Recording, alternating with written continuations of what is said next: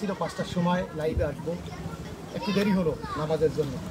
এটা হচ্ছে আমার চিরাবাজারের ঐতিহ্যবাহী একটা মসজিদ, এটার সাথে মাদ্রাসা জড়িত আছে। এই মসজিদটা নদী ভাঙনে চলে যাচ্ছে। আসলে আপনাদের আজকে কথা বলবো হচ্ছে সুন্দরবনের উপকূলে প্রান্তিক মানুষ কত কষ্টে থাকে, তাদের ঘরবাড়ি এই নদী গর্ভে কীভাবে চলে যাচ্ছে। শুধু ঘরবাড়ি না, আমাদের এই আশেপাশে একটা মসজিদ, আমরা এখানে হিন্দু খ্রিস্টান মিলায় প্রায় অর্ধেক বসবাস করি। সেখানে আমাদের ঐতিহ্যবাহী এই মসজিদটা নদী গর্ভে চলে যাচ্ছে। আসলে দেখাই আপনাদের, এখানে প্রায় 30টা বাচ্চা আরবি শিক্ষায় নিয়োজিত আছে। এই মসজিদটা নদী গর্ভে চলে যাচ্ছে।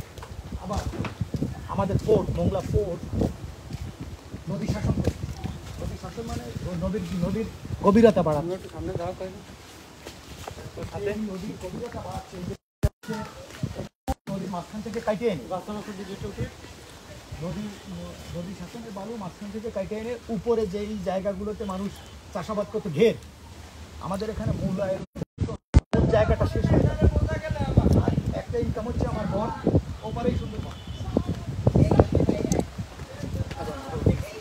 আমাদের নদী পার হইলে আপনারা দেখতে পাচ্ছেন ওপারই সুন্দরবন, আর এপার হচ্ছে পাঁচজেলা। এই আমার মসজিদের ভাঙন এখন থেকে শীতের আগ পর্যন্ত এইভাবে নদী পিটাইতে থাকবে। নদীর ঢেউটা দেখেন কত ভয়ানক ঢেউ, এইভাবে পিটাইতে থাকবে যত বর্ষা আসবে। বর্ষায় নদীটা আরও প্রখর আকারে ঢেউ।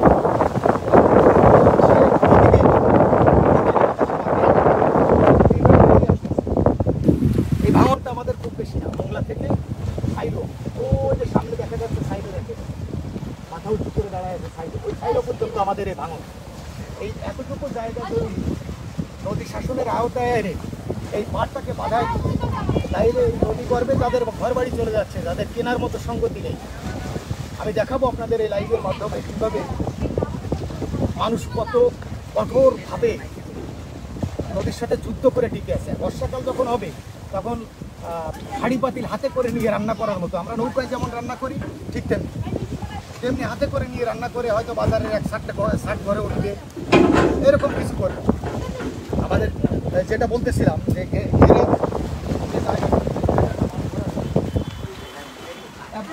মানুষের বালু ভরাট হয়ে যাচ্ছে, যদিও ডোনেশন দিচ্ছে সামান্যতম, কিন্তু 2-5-10 বছরের ভিতরে এখানে কোনো ফসল ফলবে না। আমি চেষ্টা করতেছি, আমি আগেও আপনাদের দেখাইছি যে আমাদের এখানেও ফসল ফলানো সম্ভব, শুধুমাত্র পানির সঙ্গে। বৃষ্টি পানি যদি দেওয়া যায় তাহলে ওই ক্ষেত্রে ফসল ফলানো সম্ভব। নদী 2 মাস বন্ধ থাকে, সুন্দরবন বিভিন্ন সময়ে প্রায় সারা বছরে 3 মাস 4 মাস বন্ধ থাকে, এরকম একটা ব্যাপার।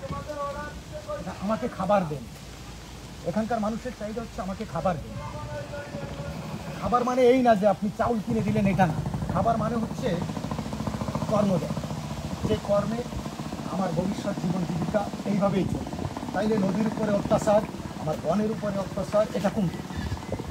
এখানে কিছু এতিম বাচ্চারা পড়াশোনা করে, আমরা গ্রামবাসী যারা আছি আওতা তুলে বা চাঁদা তুলে এদের পিছনে ব্যয় করা হয়।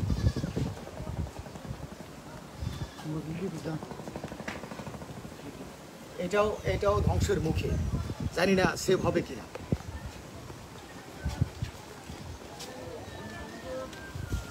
দেখাই আপনাদের, দেখাবো লাইভের মাধ্যমেই দেখাই, হাইটে হেঁটে দেখাই। যদিও আপনাদের দেখতে যদি অসুবিধা হয় ক্ষমা সুন্দর দৃষ্টিতে দেখবেন।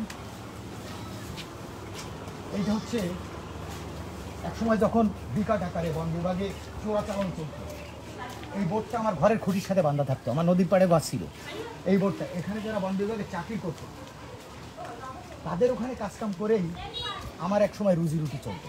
বন বিভাগের অনেক লোকের কাছে আমি দায়বদ্ধতা জ্ঞাপন করি, তার কারণ হচ্ছে এদের টাকা, এদের পয়সা দিয়ে, এই যারা চাকরি করতো এদের একটু কাজকামে এগোয়ে দিয়ে এদের পয়সা দিয়েই আমার চাউল কিনা চলছে। কৃতজ্ঞতা স্বীকার করতে হবে। আমি ওই মানুষগুলোর কাছে আজও কৃতজ্ঞ। যদি কোথাও থেকে ফোন দেয় আমি ফোনের সাড়া দিই। এখানে আমার বাড়ি ছিল, আর ওই হচ্ছে বন, তার মানে এই আমার বনেই জল, এই লবণ পানি, এই পানিটা 3 মাস 4 মাস মিষ্টি হয়, ঘন বর্ষায় মিষ্টি হয়ে যায়, অর্থাৎ ফল নামে সোজা এই নদী। এটা হচ্ছে সে প্রচুর নদী। আর এখানে একটা বড় খাল ছিল, এই বোটটা থাকতো চোরাচালান বন্ধ করার জন্য। এখন এটা অকাজ হয়ে গেছে, এখন ডিউটি লাগে না, মানুষ সচেতন হয়েছে। সুন্দরবনের উপকূলীয় অঞ্চলের মানুষ সচেতন হয়েছে, অনেকটা সচেতন, এই চোরাচালান বন্ধ হয়েছে। এখন আছে হচ্ছে সুন্দরবনে বিষ মারা আছে, কিছু অল্প কিছু দুষ্ট লোকে এই বিষগুলো মারে, অল্প কিছু দুষ্ট লোকে। আমরা যদি নিজেরা সচেতন হই, আমি জানি আমার ঘরের পাশ দিয়ে উঠে ভোর রাত্রের বেলা নৌকা নিয়ে কে বনে যাচ্ছে, দিনের ভিতরে 500 কেজি মাছ নিয়ে চলে আসতেছে, তার মানে ওই লোক নিশ্চয়ই ক্রাইম করতে যাচ্ছে। ওই লোকটাকে যদি আমি ঘরের পাশ থেকে আমরা নিজেরা বাধা দেই, তাইলে আর প্রশাসন লাগবে না, ওর মামলা ওর নামে হবে না, আমরা নিজেরাই ওকে ঠেকাতে পারবো। সচেতন হতে হবে। আমি উপকূলীয় যারা আছেন আমার সাথে সংযুক্ত এই মুহূর্তে, তারা আমরা নিজেরা নিজেদের মতো ঠেকাতে থাকি, আমরা সচেতন করে দেই। আমার বন বাঁচলে পরিবেশ বাঁচবে। সবচেয়ে বড় ব্যাপার হচ্ছে আমার এখানকার পরিবেশ বাঁচাতে হলে আমার এখানকার মানুষকে বাঁচাতে হবে। মানুষ পরিবেশের অংশ, ক্লাইমেট চেঞ্জের বড় অংশ হচ্ছে মানুষ। যে ক্লাইমেট চেঞ্জ নিয়ে বিভিন্ন এনজিও কাজ করতেছে আমাদের এখানে, বিভিন্নভাবে মানুষকে সহযোগিতা করতেছে। এগুলো হচ্ছে অবৈধ নেট জাল, তারপরও পেটের ক্ষুধা মানে না এই জাল, অবৈধ মানে না পেটের ক্ষুধা। আপনি আমাকে খাবার দেন, কর্ম দেন, অবৈধ ছেড়ে দেব। আমি এই প্রান্তিক মানুষের হয়ে, এই উপকূলীয় মানুষের হয়ে বলি যে আপনি আমাকে কর্ম দেন, চাউল কিনে দিয়েন না, অর্থনৈতিকভাবে স্বাবলম্বী করার জন্য আমাকে টাকা দিয়েন না, আমাকে কর্ম দেন। যেই কর্মে আমি আমার ভবিষ্যৎ প্রজন্মও যেন ওই কর্মের উপরে চলে যাইতে পারি। এই যে বাড়িটা, এই বাড়িটা অনেক অনেক দূরে ছিল, আমার বাড়ি থেকে অনেক দূরে ছিল, সেই বাড়ি এখন এই রাস্তাটা এই বছর দেওয়া হয়েছে, এই রাস্তাটা এই বছর দেওয়া দিছে কোনো রকম, কিন্তু ঘন বর্ষা ঢেউ আসার সাথে সাথে এই রাস্তা বিলুপ্ত হয়ে যাবে, ওই ঘর পর্যন্ত চলে আসবে। ওই ঘর পর্যন্ত এইখানে 2টা ঘর দেখতেছেন, এইটা একটা পরিবার বসবাস করে, এই ঘরে একটা পুরো ফ্যামিলি বসবাস করে, আর ওই ঘরে একটা ফ্যামিলি। এই লোকের জায়গা জমি সব চলে গেছে, এখন কেনার মতো সঙ্গতি নেই, তাই ভাড়া বুঝো কিছু দেওয়া লাগবে না, এর জায়গা আছে, নদী ভাঙা চলে যাচ্ছে, আবার তুই এসে থাক। আমি এই একটা সুবিধা আছে যে আমার জায়গা, খালি জায়গা ফেলানো আছে, তুই এসে থাকবা, এটা তো নিয়ে যাবা না। এই সুবিধাটা গ্রামের মানুষ, অন্তত এই উপকূলীয় মানুষ একজন আরেকজনকে এই সুবিধাটা করে। একটা সময় ভাবতাম যেটা করতেছে, নদী শাসনের বালুটাকে ভরে দিচ্ছে, আমার ল্যান্ড উঁচু হচ্ছে, কিন্তু ল্যান্ডের উপর দিয়ে মানুষ যে আয়টা করে খায় সেটা শেষ হয়ে যাচ্ছে। এটার পিছনে মানুষকে উদ্বুদ্ধ করতে হবে, তোমরা চাষাবাদে ফিরে যাও। যদি চাষাবাদে মানুষ ফিরে যায়, ওই ক্ষেত্রে অন্তত 2 মাস ওই চাষের উপরে খেয়াল দেবে, আমার নদীর উপরে অত্যাচার কমবে, বনের উপরে অত্যাচার কমবে, পরিবেশ রক্ষা হবে। আসেন দেখাই।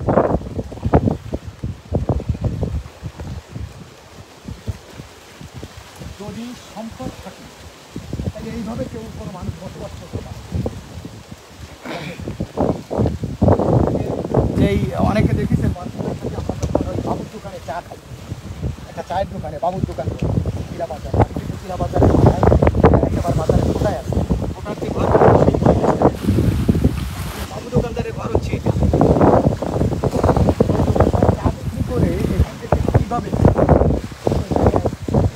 যাবে, এখানে অধিকাংশ বাকি খাই যাবে, আল্লাহ রাস্তে খাই, টাকা দিলে দিলাম, না দিলে লেখে রাখ, লেখা হিসাবে খাই, তারপরেও মানে দিচ্ছে না, কিন্তু তার সংসারটা চলে। এখান থেকে কীভাবে সে ফেরত যাবে? মানে এইভাবে গণহারে তো মানুষকে সহযোগিতা করা সম্ভব না। বিভিন্ন এনজিও আসছে, সহযোগিতা করতেছে, সহযোগিতা হাত বাড়ায়, এটা একটা ঘর,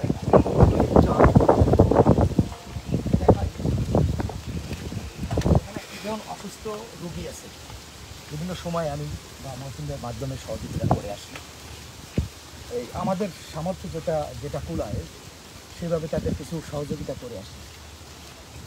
এই ঘরটা একটা এনজিও দিচ্ছে, নদী ওই এখানে নদী, আর এই এনজিও দিচ্ছে। তার যদি ভিতরে জায়গা থাকতো তাহলে ঠিকই এই এনজিও তাকে ভিতরে করে দিত। এনজিও যেটা করতেছে সে সারা জীবন ধরে এই ঘরে বসবাস করতে পারে। কাকি তোমার এই এনজিওর নাম কি? নবলো। এরকম অনেকগুলো ঘর তারা দিয়েছিল। আমি ধন্যবাদ জানাই যে উপকূলে এসে মানুষদেরকে ডেভেলপ করার জন্য, তাদের একটু মাথার উপরে ছাউনি দেওয়ার জন্য একটা খুঁটি দিয়ে একটা ঘর দিচ্ছে, ধন্যবাদ জানাচ্ছি। তবে সে যদি অন্য কারো কাছ থেকে জায়গা ধার করেও নিয়ে ভিতরে দিতে পারতো, তাইলে অনেক দিন যাবৎ বসবাস করতে পারতো। এই বর্ষাকালে, এই বর্ষায় এই ঘরে থাকার মতো উপযোগী থাকবে না। কিন্তু নবলোক কিন্তু অনেক টাকা খরচ করতেছে, এই এনজিওটা অনেক টাকা খরচ করতেছে করে এখানে ঘর বানিয়ে দিচ্ছে।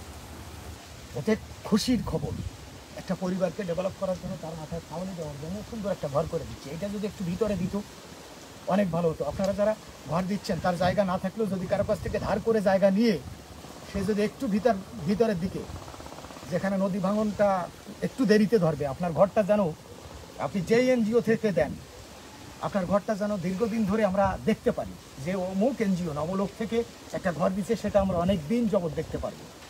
যাকে খুশি তাকে দেন, দেওয়া নিয়ে কোনো সমস্যা নেই, আপনারা দেন। এই অঞ্চলের মানুষকে দিলে আমার আত্মাটা বড় হয়। এর একটা ছাদের নিচে, একটা ছাউনির নিচে থাকবে মানে আমি নিজেকে অনেক ধন্য মনে করি। ধন্যবাদ জানাচ্ছি নবলোকের এনজিওতে যারা কাজ করতেছে তাদের।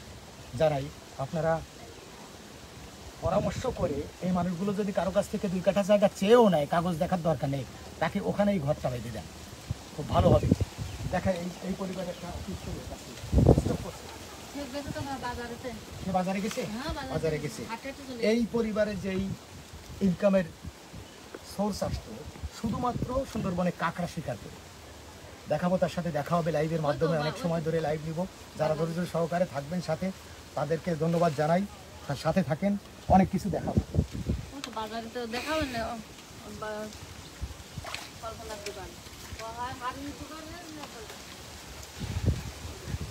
রাস্তাঘাট নেই, এখানে একটা অসুস্থ রোগী হাসপাতাল পর্যন্ত যাইতে তার অবস্থা খুব শোচনীয় হয়ে যায়।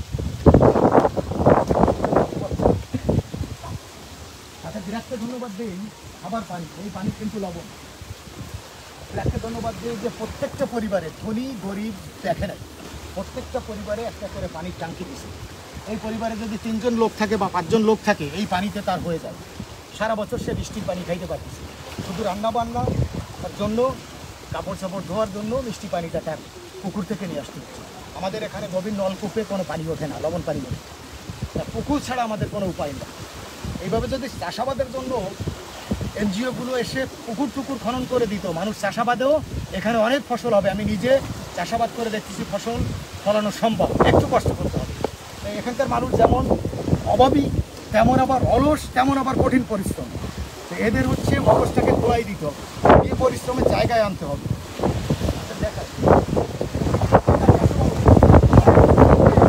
দেখা হয় আবার অনেক সময় তার ঘর ভেঙে যায়। এই ঘরটা কিসে ঝড়ে, আবার ঝড়ে ভাঙিছে।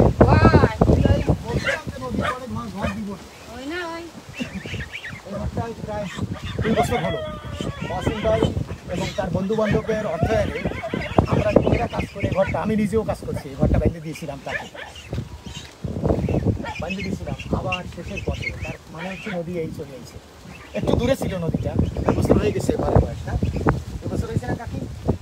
2 বছর হয়ে গেছে, একটু দূরে। আর এবছর থাকতে পারবে কিনা সন্দেহ, যাওয়ার জায়গা নেই, তার নিজের বসতিটা নেই। আমাদের এখানে অনেক খাস জমি আছে, যদি সরকারি কোনো লোক বা আমাদের উপজেলার মহোদয় থেকে থাকে, আপনার খাস জমিতে এই আশ্রয়হীন মানুষের আশ্রয় খোঁজা ঠাই করে দেন, আপনার 500 গ্রাম করে দেওয়া লাগবে না, ওখানে 2 কাঠা করে জায়গা এদের দেন, এরা যেন থাকতে পারে। এই মানুষগুলো কোথায় যাবে, যাওয়ার জায়গা নেই। দেখেন এই পরিবেশটা,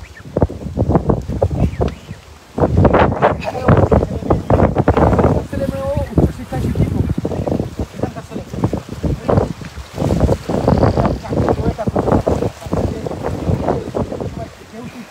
যে টিকতেছে সেই পরিবারগুলো ডেভেলপ হচ্ছে, টিকে যাচ্ছে।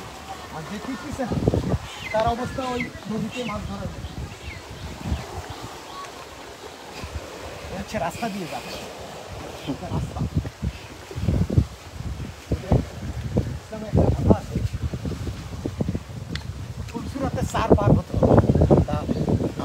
প্রান্তিকভাবে বসবাস করি, আমরা যেন ফুলসুরাতে 4 পার হই, প্রতিদিন ফুলসুরাত পার হই। এই পরিবারে 3টে ছেলে, 2টে ছেলে শিক্ষা নিচ্ছে, তিনোটাই শিক্ষিত, তিনোটাই শিক্ষিত। ওর যদি কোনো একটা বড় ছেলেটার যদি কোনো একটা ব্যবস্থা হয়ে যায়, সেই পরিবারটাকে ভালো হয়ে যাবে। বাচ্চা মুরগি কোলে নিয়ে বসে আছে।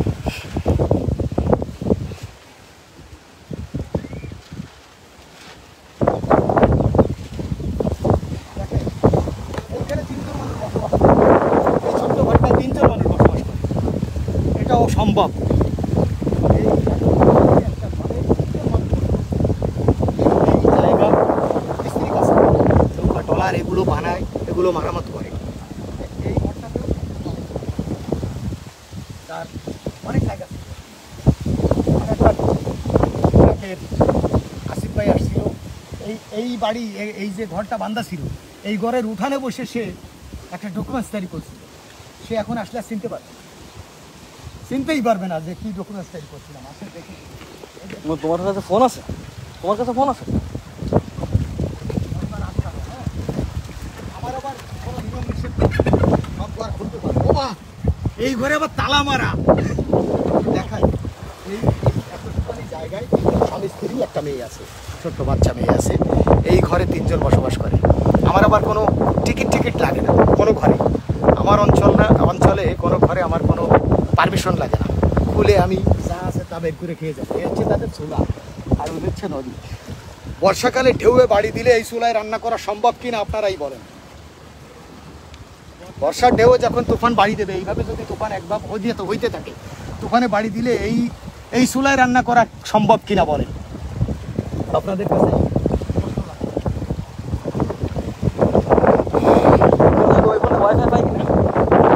ওই যে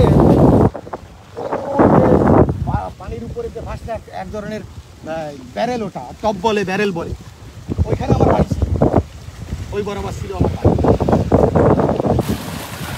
ওর আগেও আমার দাদার বাড়ি ছিল, ওর পরেও, ওরা অনেক আগে সে বাড়ি চলে গেছে। নদী শাসন চলতেছে ধুম, ট্রেজার আর ট্রেজার শুধু খনন করতেছে। খনন করার ক্ষেত্রে এই নদী আরও বেশি ভাঙতেছে, খননের ক্ষেত্রে এই নদী আরও বেশি ভাঙতেছে। নদীর পাড়টাকে শাসন করে যদি নদীটাকে খনন করে, তাইলে এই নদী ভাঙবে না, এই নদী আরও গভীরতা হবে। আর ক্লাইমেট চেঞ্জের একটা বড় অংশ হচ্ছে, আগে জোয়ার উঠতো 5 ঘন্টা, ভাটা নামতো 6 ঘন্টা। এখন জোয়ার ওঠে 6 ঘন্টা, ভাটা নামে 4 ঘন্টা। এরকম একটা ব্যাপার হয়ে গেছে।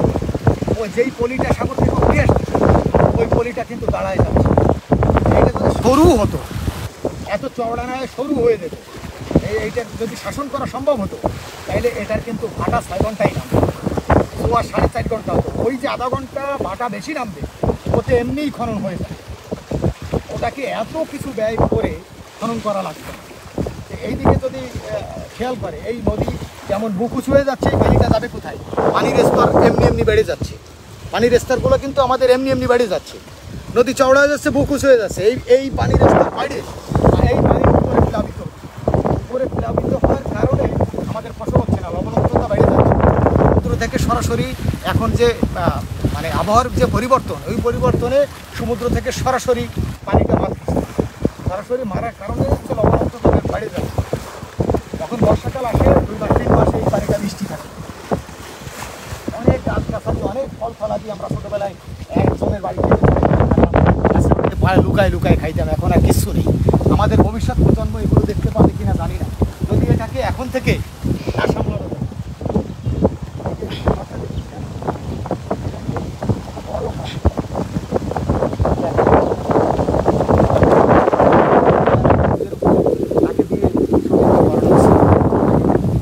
জায়গা কিনা দেওয়া হয়েছে, ওই জায়গা এখনো ভরাট করা হয় নাই।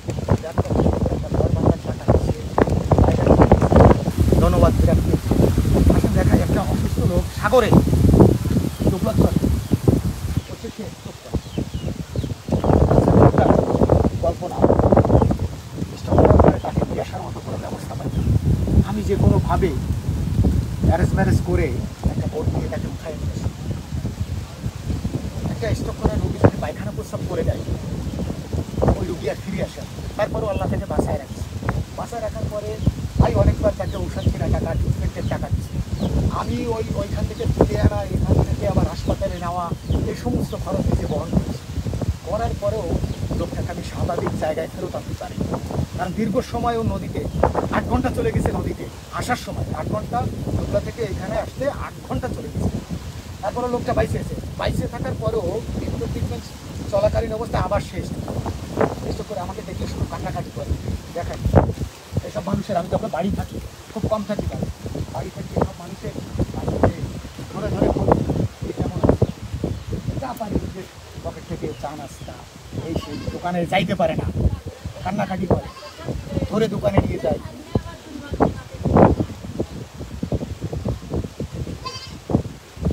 পায় না ওয়াইফাই পায় না, পাইছে পায় না। খাইছো দুপুরে, খাইছো কি খাইছো? আমার তো ডাকলে না। এই লোকটা হচ্ছে, নাম হচ্ছে সলেমান। একসময় আমাদের মানুষ করেছে, আমাকে কোনো তৃতীয় মানুষ করেছে। আমাদের বাড়িতে থাকতো, বড় আগুন দিয়ে চিংড়ি মাছ শুকানো হতো। সেই ওই চিংড়ি মাছটা যে প্রক্রিয়াজাত করতো তাকে বলা হতো মিস্ত্রি। ওখানে মিস্ত্রির কাজ করতো আমার বাপের নামে, তার মানে আমার হচ্ছে ভাই। এখন এই অবস্থা চলতে পারে না, এইসব এতটা চিকন হয়ে গেছে। 2বার স্ট্রোক করছি, 2বার না 3বার, না 3বার। একটা ছেলে আর 4-5টা মেয়ে। তার ছেলেটাও অকর্মা, কাজ কাম করে না, এইভাবে চলে, নিজের জায়গা নেই। এটাও হচ্ছে এক কথায় ভাড়াটিয়া, নিজের জায়গা নেই, তার একটা ভালো ঘর নেই। এটাও কোনো একটা এনজিও দিছিল, এখন তো 2 দিন পরেই ভাঙবে। কোথায় যাবে, কি হবে? সে বাইসে থাকতে এই ছেলেটা বা এই মেয়েগুলো যে এসে দাঁড়াবে, এটা দেখেও যদি যাইতে পারতো, তাও একটা ব্যবস্থা হতো। ও শুধু কান্নাকাটি করে আসলো। তাই দোকানে যাইতে হবে না চা খাইতে? পারে না, এই কথাও বলতে পারে না। কথাটা প্রথম স্টপেই গেছে, তারপরে মোটামুটি চলতে পারতো, একটা লাঠি নিয়ে চলতো। আমার যখন পা ভাঙলো তখন সে একজন, আর ওই পাশে ওই যে রুই দাসের বাড়িতে গেলাম, যেটা একটা বিল্ডিং উঠতেছে, ওই এই 2 স্ট্রোকে 2টা লাঠি, আর আমার একার কাছে 2টা লাঠি। 2জন আমার সৈন্য সমান্ত, আমি ছিলাম হচ্ছে নেতা, যেহেতু আমার কাছে 2টা লাঠি। তো পা ভাঙার যে কষ্টটা আমি পাইছি, যে একটা মানুষের চলতে চলতে যদি হঠাৎ করে বাধা পায়, তার যে কত কষ্ট হয় সেটা বুঝছি। তার তো টোটালে চলার অবস্থা নেই, তার কষ্টটা আমি বুঝতে পারি। যে আমার একটা পা, আমি 1.5 মাস 2 মাস বসে থাকাতে আমি যে কষ্টটা পাইছি, সে তো প্রায় 2 বছর, না 3 বছর 3 বছর এইভাবে বসে আছে। কাজে একটা বিশাল কর্মাইতে লোক ছিল। যাই হোক, দেখাই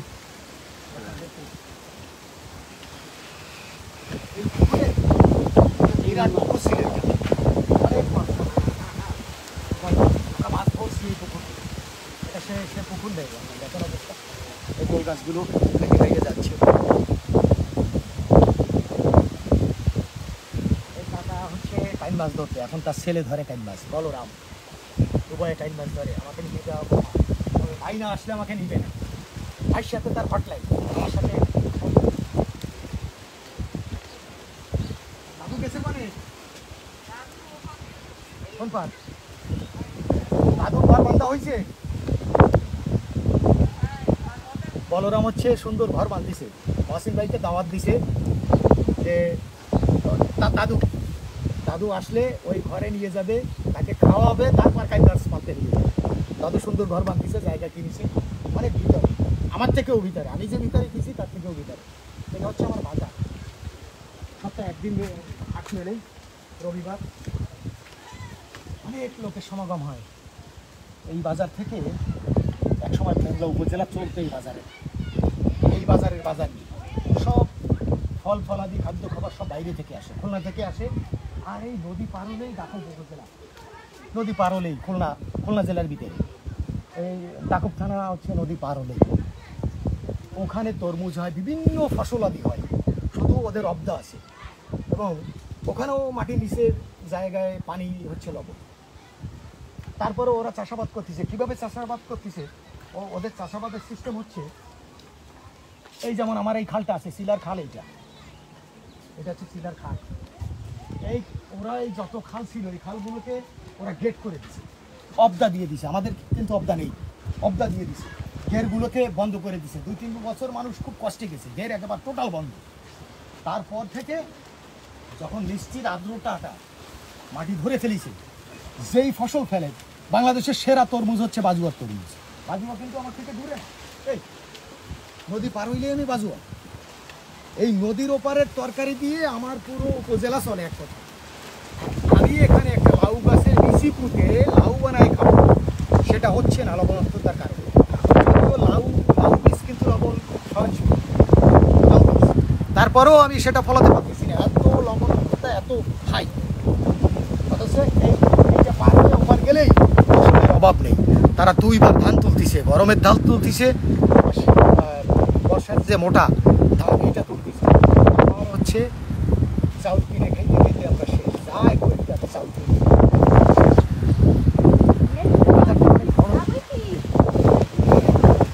এখান থেকে পানি, ওপার হচ্ছে 7 ইউনিয়ন, ওপার হচ্ছে 6 নং সিলে ইউনিয়ন। এটা পানি চাষাবাদ করবে, এটা সমাধান করা সম্ভব। এই মুখ আটকাতে হবে, এই খাল অনেক এই মুখ আটকাতে হবে। তাই যে পাশে সুন্দরবন ইউনিয়ন আছে, চাঁদপা ইউনিয়ন, এই 2-4 ইউনিয়নে এই এক খালের পানি দিয়েই চাষাবাদ করা সম্ভব। আবার ওই পাশে সাইলোর এই পাশে আরও 2টা খাল আছে, এগুলো যদি সুইচ গেট করে দিয়ে অবদা টেনে দেয়, তাইলে এই ঘের ভুলে যাবে মানুষ। একটা জমিতে 2 বার দরকার নেই, 3 বার 4 বার দরকার নেই, 2 বারও যদি ফসল ওঠে কিছু দরকার নেই। আমার ঘরে যদি চাউল থাকে না, আমার আর চিন্তা নেই, যেমনে হোক আমার পকেট খরচ হবে। আমার এখানে ক্রিকেট আছে, কর্মসংস্থান, ওখানে লোক নেয়, বয়সের কথা আছে। যারা একটু বয়স্ক তারা অধিকাংশ মানুষ হচ্ছে নিরক্ষর, ওখানে নিরক্ষর মানুষ চলে না। তাহলে এই মানুষগুলো যাবে কোথায়? অবশ্যই নদীর উপরে অত্যাচার করবে। ওই দেখেন নেট জাল, অবৈধ নেট জাল পাতিছে, একটু পরে কোস্টগার্ড আসবে, ধাওয়া দিবে, তারপরে ওই বনের পাশ থেকে বন বিভাগ আসবে, ধাওয়া দিবে, এরা ছুটোছুটি করবে, ওইভাবে অ্যাক্সিডেন্ট করে কেউ মারা যাবে, এটা নিয়ে মানুষ আন্দোলন করবে। এরকমভাবে চলতেছে পুকুরের মানুষের। দেখেন সব ঘরগুলো, এরা কিন্তু স্থায়ী ঘর বাড়িতে না, এইভাবে আসে ঝড় তুফানে আসতে আসে। গত বছর যে ঝড়টা গেল, এখানে এই সময় পানি, আরেক সময় পানি, সেখানে এসে কামড়ায় চুপড়ায় পিটায় পাটায় নিয়ে গেছি রাস্তার উপরে, যাবে না। অন্তত রাস্তার উপরে থাকলে উঁচু জায়গায় তো সাঁতার সবাই জানে না। তারপরেও হঠাৎ করে পানি ঢুকে গেলে, সমুদ্র কাছে আমাদের, হঠাৎ করে পানি ঢুকে গেলে কোথায় যাবে? তখন তো ভয় হচ্ছে বুদ্ধিকে ফেল মারে, ভয় পেয়ে অস্ত্রে ফেল করে মারে, কতই পানি কোন দেখাই।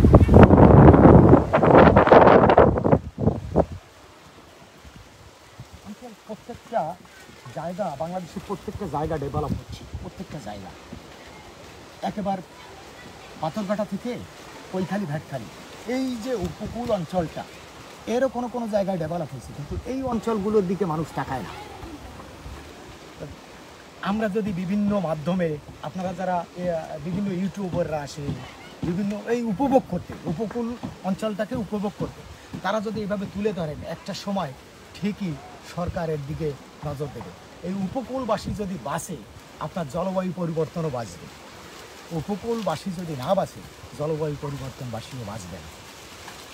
অনেক কথা বলে ফেললাম, অনেক সময় নিচ্ছি। আপনাদের যারা যুক্ত আছেন, আমার এই নতুন পেজে যারা যুক্ত আছেন, অনেক সময় নিচ্ছি, আপনাদের অনেক সময় লস করাইছি। আপনারা আমার সাথে যুক্ত থাকার জন্য আপনাদের অসংখ্য ধন্যবাদ।